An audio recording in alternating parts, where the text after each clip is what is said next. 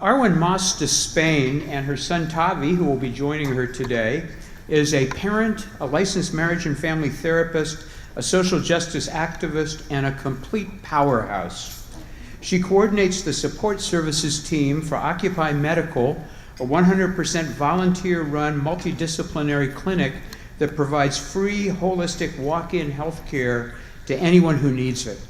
She is also the founder of Carry It Forward, a small nonprofit that collects donations from the community and delivers them directly to unhoused individuals on the street and to partner organizations that serve this population.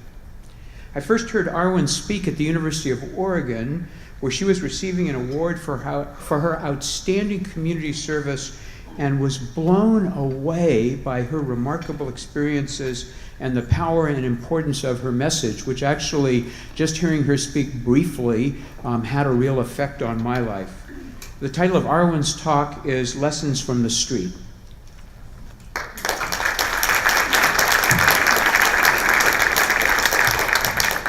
Thank you, Marshall.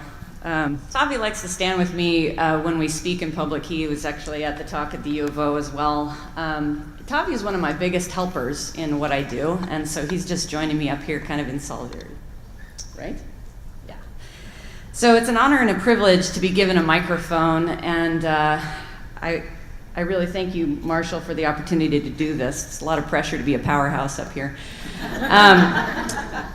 And I appreciate you all for listening. You know, I kind of want to make the first point being that it actually doesn't take somebody special to do what Tavi and I do. I think each of us in this room has something to offer our communities, and I assume you're all here because you care about people and you want to reduce suffering and make the world a better place. So I just want to thank you all for what you do, and I'm pleased to be speaking to a group that really represents a pretty wide spectrum of our country. As I've been told, you're from all over the place, so it's really an honor to be able to speak to you. Thank you. So, all right, stay calm. So a few months ago, when I was asked to submit the title for this talk, I thought Lessons from the Street would be broad enough to encompass anything I might want to say today, because I really didn't know what I was going to talk about. The lessons change as I do the work, and I've been working in a concentrated way with homeless people. Do you need to sit? Okay. I've been working in a concentrated way for probably about 5 years through Occupy Medical, the clinic, and doing kind of crisis work through that. And then Carry It Forward started rather organically. A couple years ago, we had a real bad freeze here locally, and our warming centers weren't able to open. And they didn't have enough volunteers to open. And so I just kind of felt offended that people were going to be sleeping in the ice rain. And so I just put out on Facebook, used social media to say, hey, anybody want to give me some donations? We're going to go distribute them. And my living room became full of donations. It was this huge outpouring.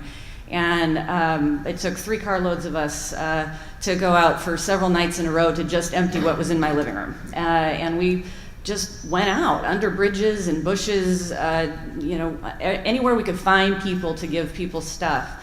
And it was my first real foray into kind of confronting my own fears about going under bridges and walking up to a random tent and saying, hello, anybody home? So, you know, the lessons that I've learned through and really over the years have varied. So I'm a little nervous about not doing it justice here today since I only have 15 minutes. But what I want to do, hey, come. So what I want to do is take you on a little bit of a journey through some of the lessons, and the theme that I want to kind of tease out are the differences really between charity and solidarity. And I think it applies to this population as well as many of the populations you're all working with. So I hope you find something useful in this. I like your term system weary. Everybody I work with is system weary. And one of the most common questions I get is, why are you doing this? So it's a bit of a confrontation. What are my motivations? When I started doing crisis work with unhoused folks, I'll freely admit I was coming from a kind of a charity mindset, which was to say I was feeling sorry for people. I felt like I wanted to give stuff and, you know, my therapy skills as a way of filling some kind of deficit. And, you know, as I got to know people through Occupy Medical, I soon realized that unhoused people are really more similar to housed people than you would think. You know, everybody's got their own musical tastes and their own fashion interests, and there's people have good days and bad days. You have some people with mental health issues, some not. You have some people with substance issues, some not. There's people identify differently, different words. Some people like unhoused because it's really the only difference for them. Some people really don't like homeless because they feel like they have home where they are, even if it doesn't have a roof. And some people use homeless. So it's like, you know, working with individuals in the same way you do with any other population. How do you want to identify? And even, you know, the taste, I had a lot of preconceived notions about what people would want, even in terms of what I was giving them. But found soon that, you know, some people like bar soap and some people like hand sanitizer. I mean, like, there's so many, you know, things that I just hadn't thought of. So it became clear to me that I needed to stop kind of assuming that I was even qualified to decide what helping was for people, and I started changing to say, asking a question, what do you need? And even the change of the question into what do you need became a way of coming alongside people in a much more collaborative way, and started to feel a little bit more like what solidarity might be like. So that, just to illustrate what it started to look like, and this is in the beginning, but I still do this. I just started carrying supplies in my car, socks, first aid supplies, you know, canned food, things like that. And so if I go to the store and there's somebody in the parking lot with a sign and I have a few minutes, I just walk up and say, hey, how you doing? How's it going? What do you need? And they usually say, oh, anything helps, or, you know, there's usually something vague first, and I'll say, well, I can tell you what I have and see if it's any useful to you, and list off some things. And maybe they like beanie weenies, but they don't like sardines, or maybe they could use some socks. They might say, oh, I really need size 10 shoes. Well, let's see, I may or may not have that. And we just have a conversation, and then I give them what they need, and then I'm off. And I've been mindful about what are my expectations in that engagement. You know, what am I expecting a response to be? What kind of ego do I have wrapped up in this? And really starting to kind of separate that out, so I'm not putting on somebody my stuff. You know, this needs to be a clean interaction. I'm giving this to you. Thank you very much. Have a good day. And that's how it began for me in the lessons learned, teasing out what are my motivations. Is this really about my ego boost that I'm helping someone, or is this about me really wanting to help somebody in a way that's relevant?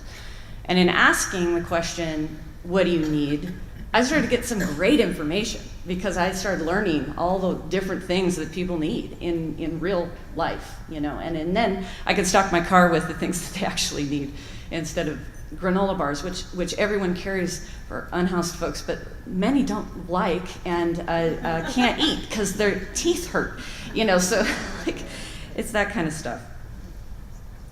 But the other thing that became really apparent to me is that it wasn't really about the stuff; it was about the human interaction, the looking somebody in the eye. Esteeming them to say, I actually believe that you can define what it is that you need, and I'm here to listen to that, is a pretty profound experience for some folks. It's not how people are used to being treated. I think the more that we do that eye to eye, the more we do the person to person, the more we come back and have a second, third, fourth conversation with that person, the more we're building that community network. I mean, I call it carry it forward because I want to evoke a mandate to invest in our community. These are our neighbors, not the separate other that we want to go away. So it's a mindset difference from a charity into more of a solidarity. Unhoused people, as you can probably imagine, are familiar with daily stigma, judgment, mistreatment in public spaces. It's so repeated and constant, it's really quite soul-crushing for a lot of people. And I think it leads to alienation, it leads to a feeling of being unseen and unheard and uncared for. So in these personal interactions that we have, even if they're micro little interactions, we're helping to change a little bit of that, a tiny bit, but it's real, and it does matter to people. One of my street friends routinely complains that people deliver sugar cookies when he needs a revolution. And it's a good analogy, sugar cookies are charity, revolution is solidarity. So what is a revolution, really about? I think in the case of this population, if you think about human need, we all have some very basic human needs that are non-negotiable. We have to eat, we have to sleep, we have to defecate. If we don't do those things, we can't be humans. And unfortunately, in our municipality here and many across the country, those basic needs are illegal if you're doing them in public space. And so if you don't have a roof over your head, your just basic being a human is criminalized. And it creates incredible barriers for folks just to get the most basic things done. And then in addition, there's basic hygiene we need to be able to do. We need to be able to do laundry. Facilities locally are very, very limited. And so it creates a lot of challenges for folks in just doing basic stability stuff. People go days without REM sleep because they have to keep moving. I have one friend who carries a bucket to sit under bridges because if he lays down, he'll be arrested. But last winter he told me, I don't get any sleep, but at least I'm dry. People go weeks without showering or changing clothes. When the season changes like it is now, it brings a whole new set of challenges just to stay warm and dry. And it really is not an exaggeration to say that dry socks prevent amputations, and a tarp and a jacket can actually save someone's life. It's not trivial. And I think, I want to say all those, these are individual barriers that we try to help people with on a weekly, daily basis. We take donations out. It's a constant flow in and out of my car. And I now have a donated van, and we deliver pretty much constantly. I think going from a more solidarity understanding of it is we're not just dealing with individual needs. We are seeing these as symptoms of much larger social issues. To understand it from a solidarity perspective is to say that these inequities are created by dominant culture. And I can't remember who it was who coined the statement, or maybe many people have, that the measure of any democracy is the way we treat people on the margins. And so I'm just here to tell you, having walked hand in hand with many unhoused folks through many systems, that our society pushes homeless folks to the margins and then says, jump off. So, in short, that's not the community I want to live in. It's not the community I want to raise my kids in. And so that's why we do the things we do. So what can we do?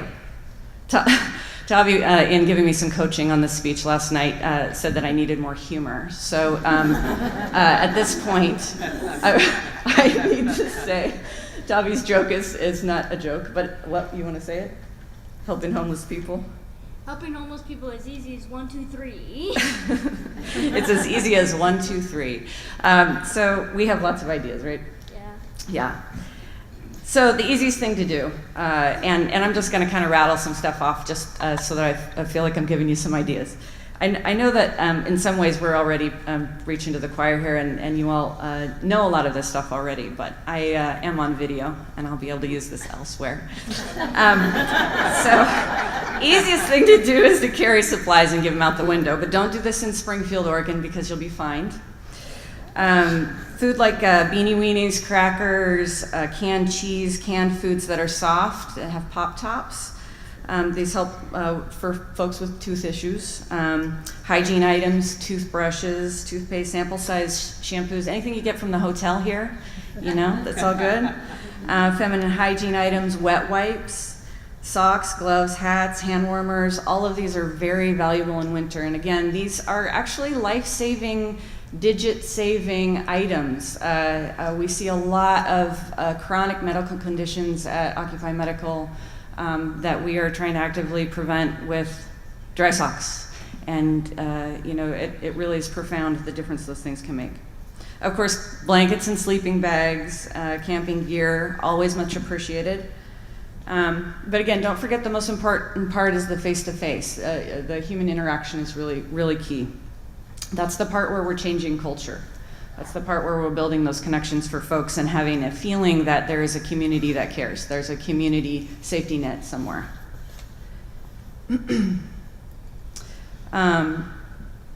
I guess the next level of donation is kind of meaningful items like track phones and helping somebody get ID. These are tools that really are next level in connecting people, being able to get employment, being able to get housing. You can't get it if nobody can contact you. It's pretty, these are basic things that we take for granted a lot, but they actually make a huge, huge difference for folks. And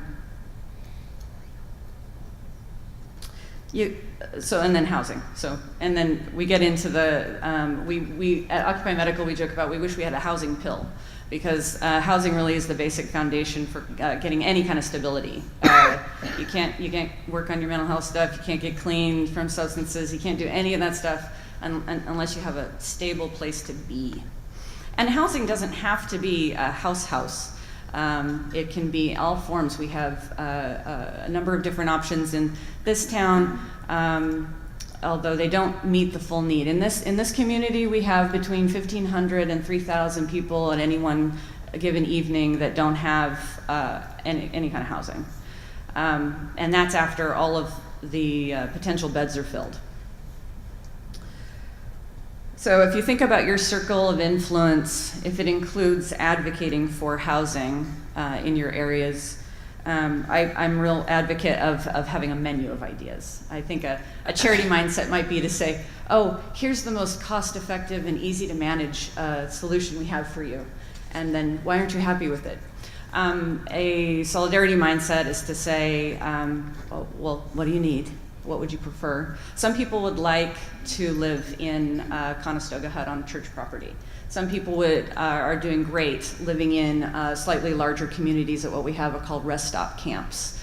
They're temporary housing, but it provides a platform with a cover over it, and then people can have a tent and their stuff around their tent that is covered from the elements. Some people do really well in that setting. Others really aren't set up for community living like that. They need a little hut in your backyard. Or even a tent space. We really need to be able to have a variety for folks so that we're meeting the need where it is. And then, of course, we need real, actual low-income housing that can be afforded on SSI or SSD and or minimum wage jobs. I mean, we just, when they say low-income housing in our community, it's actually not. All right, moving right through these notes. For those of us that are local, I just, and I know that you all are skilled educators and conflict resolution folks. For our local wards, each ward in this town is being tasked with finding a space to host a camp so that people can have a place to either park or have a tent space. And I can't tell you how many times in the week I wish I could send somebody to one of these kinds of places. But the problem is, of course, that we're running into the not in my backyard kind of mentality. And so, and I understand that. There's a lot of unknowns about this kind of adventure. And there are, legitimate concerns about stability and crime and those kinds of things. But this is where we need your skill set to step in and say, okay, well, let's work on these issues. Let's work on finding solutions together, building bridges between community and doing the problem solving. We need the problem solvers out there helping to do this bridge work so that we can meet the needs for this community. And then, of course, I think some of you also have some influence on policy making at city, state, or federal levels. This is where solidarity with unhoused folks is so important, and unfortunately very rare to find people who are actually reaching out to listen to the populations that that need to be heard. And I know that anybody who works in bureaucracy knows that the wheels move very slowly and change can feel excruciatingly slow.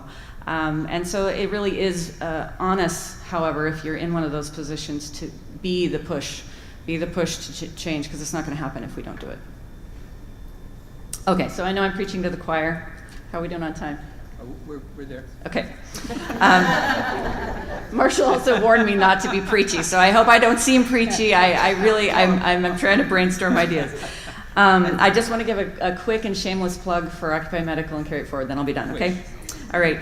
Both of these organizations deliver services directly to the community for free and have no profit. And so you can find more information by Googling Occupy Medical Eugene.